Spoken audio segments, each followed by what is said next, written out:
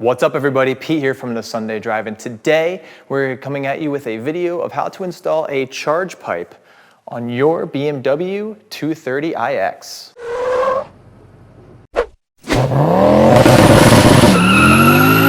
So surprisingly, even though this is a much smaller car than the 3 Series or the 5 Series, there is a ton of space for you to get your arms into the engine bay. So don't be too worried about that. But if you're interested in what you're in for when you want to install this charge pipe, stay tuned. So why might you want to do this mod? Well, traditionally and historically, BMW charge pipes are known for breaking. Over time, they become brittle and the plastic will crack and sometimes totally explode. And it's not something that just happens on the forums. We've seen it many times in real life. Customers have called us abandoned on the side of the road and they need to tow their cars or limp their cars to our shop to install a new charge pipe. And why would you go back to an original plastic charge pipe that's going to break in a couple of years again, instead of going to this nice aluminum aftermarket upgraded charge pipe, which not only will last longer, but provide the ability to turn the boost up if that's the route you'd prefer to go by tuning the car.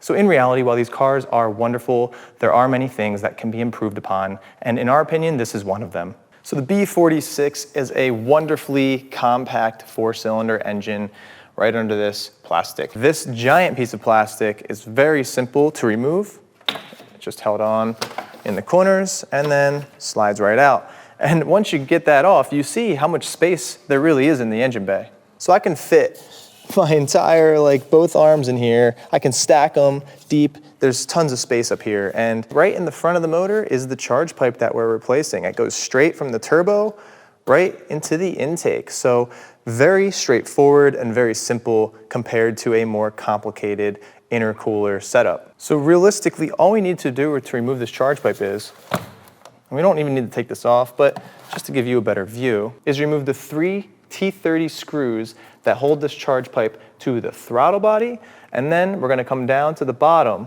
where, even though it's a little bit tighter, there's still plenty of space, and remove the clip from the turbo. So there's a quick release clip down there, which is this, and basically once you pop that off, you can pull the entire pipe off of the turbo, and the pipe is out.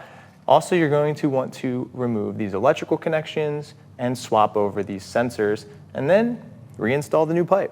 So first up, I'm going to remove these 2 electrical connections.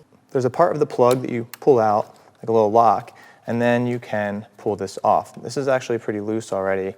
That must have either started backing out or the previous owner didn't tighten it down all the way.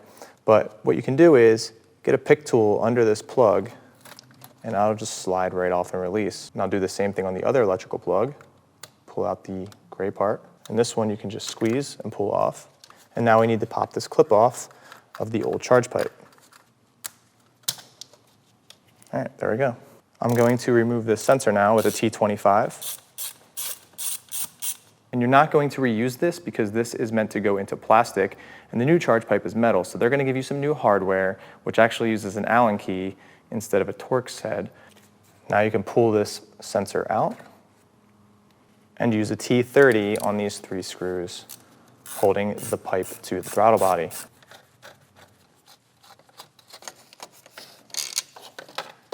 And now we're free up top. This hardware will be reused with the new charge pipe, and these are the T30s. Also, as you can see, the mating surface of this charge pipe is perfectly flat, and that is meant to mate up to this red or orange gasket in here. I guess it's orange. So make sure that's in good condition and clean it up before you put the new one on, and make sure it's not damaged. Next up, we're going to venture down into this engine cavity.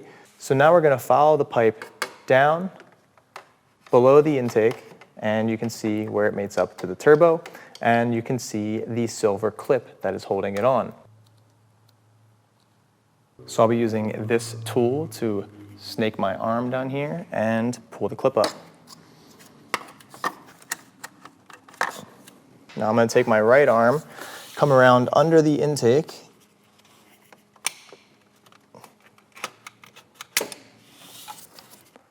and pull the clip off. And there you go.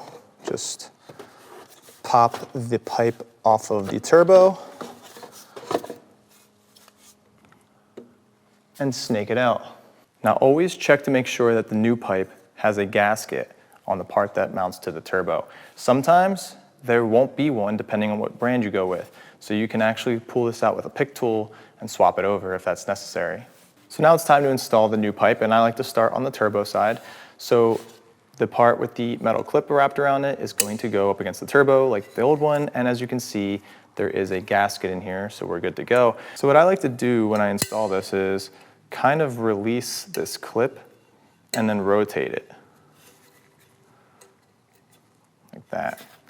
So now, all I need to do once I get this onto the turbo is, instead of trying to install this clip while it's not on at all, just push on it and it will lock on.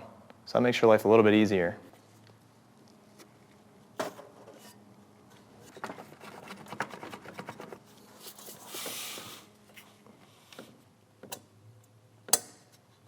I can test the connection by pulling on the pipe, and it is clipped on. Next up is this rubber coupler, and when I install these, I like to put some silicone paste onto it because it helps to slide things around, loosen it up a little bit without damaging anything. So it's very worth it in my opinion. If you've messed with these rubber couplers before, you know that they can be very hard to slide around and make small adjustments. You don't need to layer it on too heavy. By the way, there is a wider and more narrow side to this coupler. So the side that goes to the intake or throttle body is going to get the larger side of the coupler. And as you can see, it steps down.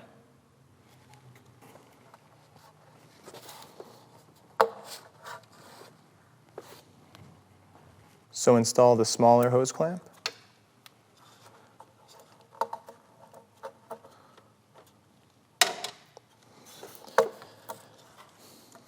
And then put the larger hose clamp on. You don't want to tighten this down yet because we want to be able to move it around while we're installing this part.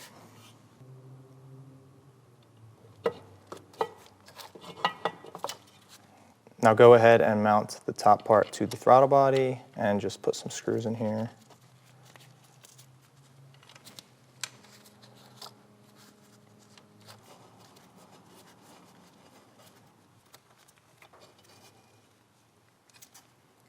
And pro tip, these FTP pipes come with a little bung here.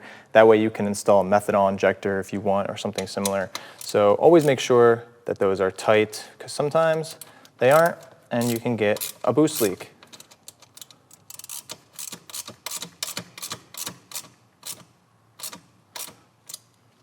Now I'll slide the coupler up. And the goal here is to make sure that there's enough meat on the coupler to cover both sides of the pipe, and then you can tighten down your hose clamps. There is a slot on these screws to tighten the hose clamps, so you could use a flathead screwdriver, but I just prefer to use an 8mm socket.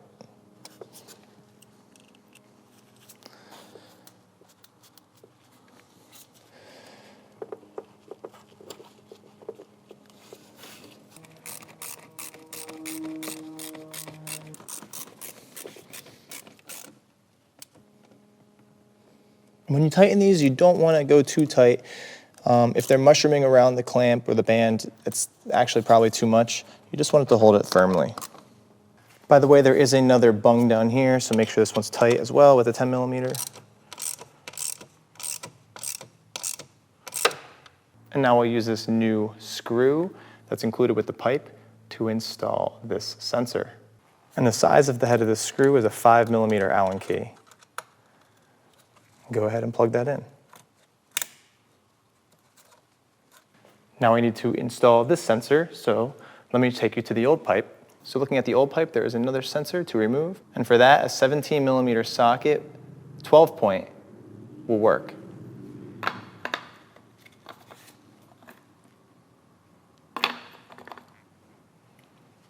Now be very careful with this. It doesn't need to be super tight. In fact, once you get it started, you should be able to do it by hand.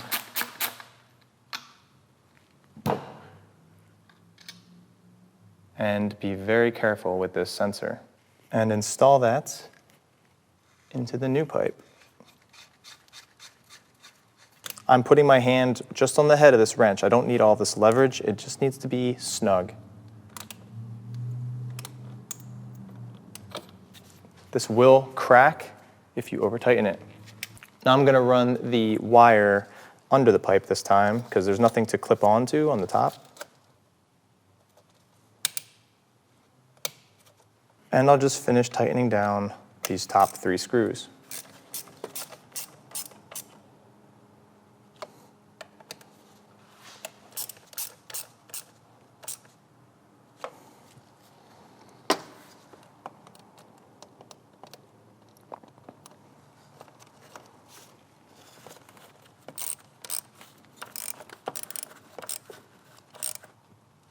And that is the charge pipe installed. Nice and easy, really not too daunting, and I'd give it on a scale of easy to moderate to difficult. Easy, as you can see, you could probably do it in a half an hour. If you're interested in purchasing this part, we'll have a link in the description below.